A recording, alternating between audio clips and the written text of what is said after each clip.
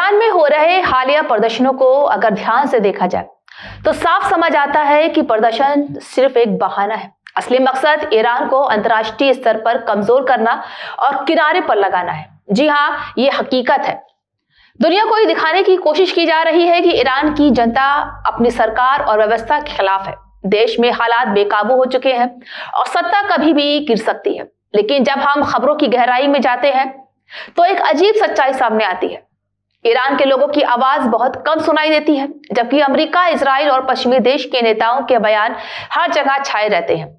ऐसा लगता है जैसे ईरान से ज्यादा ईरान के बारे में बाहर बैठे लोग तय कर रहे हैं कि वहां क्या हो रहा है और क्या होना चाहिए। जी हाँ, मरने वालों की संख्या को लेकर भी भारी भ्रम फैलाया जा रहा है। कई विदेशी मीडिया सैकड़ों मौतों की बात करते हैं और कोई हजारों का आंकड़ा उछाल देता है। दूसरी ओर ईरानी सरकार कुछ और आंकड़े देती है। सच्चाई ये है कि आज की तारीख में कोई भी पक्के तौर पर नहीं कह सकता है कि असल में कितने लोग मारे गए हैं, इंटरनेट बंद हुआ है या नहीं। स्वतंत्र रिपोर्ट बेहद मुश्किल है और हर तरफ सूचना का युद्ध चल रहा है। ऐसे माहौल में सच जानबूझकर धुंधला कर दिया जाता है, क्योंकि भ्रम फैलाने ही सबसे आसान हथियार होता है। इसी बीच अमेरिका और इजराइल के नेताओं के बयान लगातार सामने आ रहे हैं। खुलेआम कहा जा रहा है कि ईरान में सत्ता बदलनी चाहिए, मौजूद व्यवस्था को खत्म होना चाहिए। सोशल मीडिया और पश्चिमी मंचों पर ये तक कहा जा रहा है कि ईरान में तख्ता पलट होना चाहिए। यही सवाल उठता है कि क्या वाकई में सिर्फ जनता का आंदोलन है या फिर इसके पीछे एक सोची समझी अंतर्राष्ट्रीय राजनीति काम कर रही। इतिहास गवाह है कि जब भी किसी देश में अस्थिरता आती है तो बाहरी ताकतें उसे अपने फायदे के लिए इस्तेमाल करने की कोशिश करती हैं और ईरान इससे पहले भी इसका शिकार रह चुका है। इसी रणनीति के तहत ईरान के पूर्व शाह के बेटे रजा शाह पहलवी का नाम भी बार बार सामने आने लगा।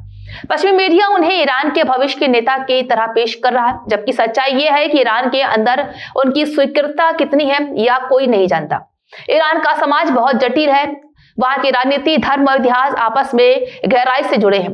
बाहर बैठकर किसी व्यक्ति को नेता घोषित कर देना जमीनी हकीकत से बिल्कुल दूर की बात है। वही पश्चिमी देश ईरान को लेकर मानवाधिकार का मुद्दा जोर शोर से उठा रहा है। कहा जा रहा है कि ईरान सरकार अपने ही लोगों पर जुल्म कर रही, लेकिन यही पर दुनिया के दोहरे मापदंड साफ दिखते हैं। जब बात गाजा की आती तो वहां पश्चिमी देश और वही मीडिया इजराइल के हमले को या तो नजरअंदाज कर देते हैं या उन्हें सुरक्षा कार्रवाई कहकर सही ठहराने लगते हैं। बच्चों की मौत, अस्पतालों पर हमले और पूरे शहरों की तबाही पर चुप्पी साध ली जाती है। इससे साफ होता है कि मानवाधिकार का मुद्दा सिद्धांत नहीं बल्कि राजनीतिक हथियार बन चुका है। ईरान को लेकर दुनिया भर में जो तस्वीरें दिखाई जा रही हैं वो पूरी सच्चाई नहीं। जी हाँ, पश्चिमी मीडिया लगातार ये दिखाने की कोशिश कर रहा है कि ईरान की महिलाएं सड़कों पर सरकार और supreme leader Ayatollah Ali Khamenei साहब के खिलाफ है, लेकिन जमीनी हकीकत इससे बिल्कुल अलग नजर आती है। हाल के दिनों में ईरान की सड़कों पर बड़ी संख्या में महिलाएं खामेनी साहब के समर्थन में उतरी थी। हाथों में ईरानी झंडे लिए नारे लगाते हुए उन्होंने साफ कहा कि वो अपने देश, अपने इस्लामी व्यवस्था और अपने सुप्रीम लीडर के साथ खड़ी हैं। कई महिलाओं ने मीडिया से बातचीत में कहा कि हम जरूरत पड़ी तो सुप्रीम लीडर के लिए जान भी देंगे। ये बयान सिर्फ भावना नहीं बल्कि उस भरोसे को दिखाता है जो बड़ा वर्ग अपने नेतृत्व पर करता है। पहले आप सुनिए इन महिलाओं का बयान।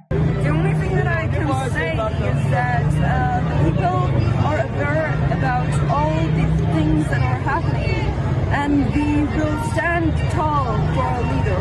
And this isn't something to be taken lightly, because this crowd here are willing to just give their life for our leader. And you should be afraid of what is coming for you. We are all coming for you. As a member of Gen Z, what's your message to the youth here in Iran? The only thing that I can say is that I wish for you a healthy and happy life that we all deserve, and I wish peace. But I am willing to fight in this side against American government and Israel for sure. The things that are happening here, people are aware. پشتیبانی از رهبرمون، آرمانهامون و تک تک شهدامون. از رهبر انقلاب صحبت کردید، پیامی دارید بهشون بدید، خطاب بهشون؟ بله، رهبرم بدونه که جون ما عزیزتر از اون شهدایی که برای دفاع مقدس جنگ 12 روزه دادن کمتر از جون اونا نیست و جونمون و نفسمون رو تو این راه میدیم برای حفظ آرمانها و رهبرمون. دشمن میخواد ایران رو تبدیل به ونزوئلا و لیبی کنه. به نظر شما این اتفاق خواهد افتاد یا نه؟ چرا؟ اینا حتی تو خوابشون هم نمیتونن چنین موضوعی رو ببینن. اتفاق نمیفته چون تک تک ما سربازای خامنه ای. जी आपको बता दें कि महिलाओं की आवाज को अंतर्राष्ट्रीय media या तो दिखाता ही नहीं या फिर जानबूझकर नजरअंदाज कर देता है।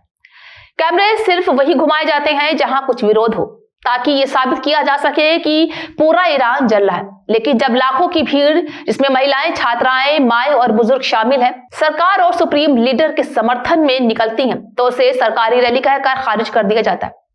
यही है फेक न्यूज का खुला कारोबार, जहां सच्चाई नहीं, एजेंडा तय करता है कि क्या दिखाना है और क्या छुपाना है। ईरानी महिलाओं को अक्सर पश्चिमी मीडिया में बेबस और दबी हुई दिखाया जाता है, लेकिन सड़कों पर उतरी ये महिलाएं उस कहानी को खुद झूठा साबित कर रही हैं। वो कहती हैं कि उनकी पहचान, उनकी आस्था और उनका सम्मान पश्चिमी नजरिए से तय नहीं होगा। उनके मुताबिक ईरान को अस्थिर करने के लिए महिलाओं के नाम का इस्तेमाल किया जा रहा है, जबकि बड़ी संख्या में महिलाएं खुद इस साजिश के खिलाफ खड़ी हैं। उनका साफ कहना है कि ईरान के फैसले ईरान की जनता करेगी, ना कि वॉशिंगटन या तेल अवीव। वही फेक न्यूज फैलाने का एक बड़ा तरीका यह भी है कि आंकड़ों और भावनात्मक तस्वीरों के जरिए भ्रम पैदा किया जाए। कभी कहा जाता है कि हजारों महिलाएं मारी गई हैं, कभी सैकड़ों की बात होती है, लेकिन इन दावों की कोई ठोस स्वतंत्र पुष्टि नहीं होती। इंटरनेट बंद है, जमीनी रिपोर्टिंग मुश्किल है, फिर भी पक्के आंकड़े ऐसे पेश किए जाते हैं जैसे सब कुछ साबित हो चुका हो। सच्चाई यह है कि सूचना युद्ध के सबसे पहले सच को कुर्बान किया जाता है, ताकि अंतर्राष्ट्रीय दबाव बनाया जा सके। ईरान की सड़कों से उठी महिलाओं की आवाज उस एक तरफा नैरेटिव को चुनौती देती है जो दुनिया पर थोपी जा रही। ये महिलाएं कह रही हैं कि वो किसी विदेशी ताकत को मोहर नहीं बनने देंगी।